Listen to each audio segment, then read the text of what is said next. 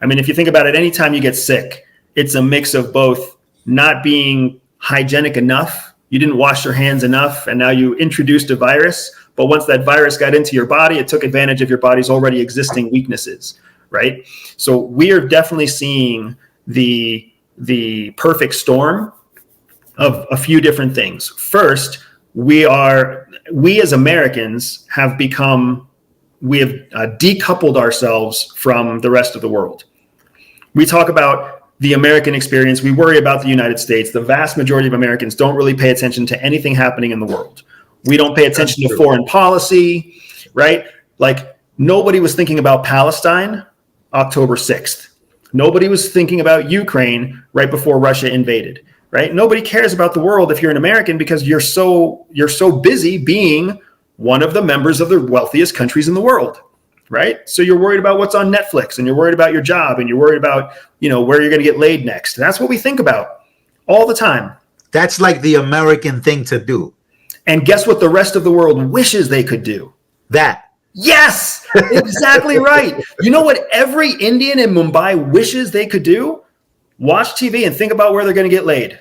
If that was everybody's problems, if that was your biggest problems, the whole world would be a much happier place. But we are the ones that get that experience because we're the richest country in the world. Everybody else has to deal with surviving. So while we've been distracted with our wealth since about 1981, right? Since we've been on that economic boom, every other country, every other government of the world has been trying to find a way to influence and instigate and degrade American capability. So I don't just mean China and Cuba and Russia. I mean, even our closest allies, the French. France is one of the biggest counterintelligence threats to the United States in the economic and corporate intelligence world. They steal our corporate secrets all the time. The Israelis steal American military secrets all the time. Right? So even our closest allies, the Germans, we were spying during the Obama administration. He was caught spying on the Chancellor of Germany. It caused a major issue. And that was just 2010, right? So we are seeing what happens when we become ignorant of what's happening around us. All of our friends and enemies all start to focus their efforts on degrading our capabilities.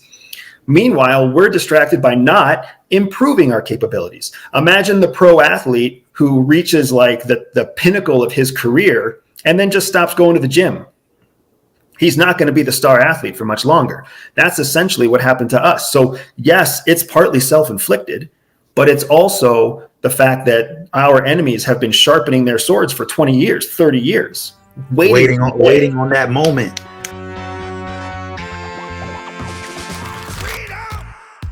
So fresh, so new.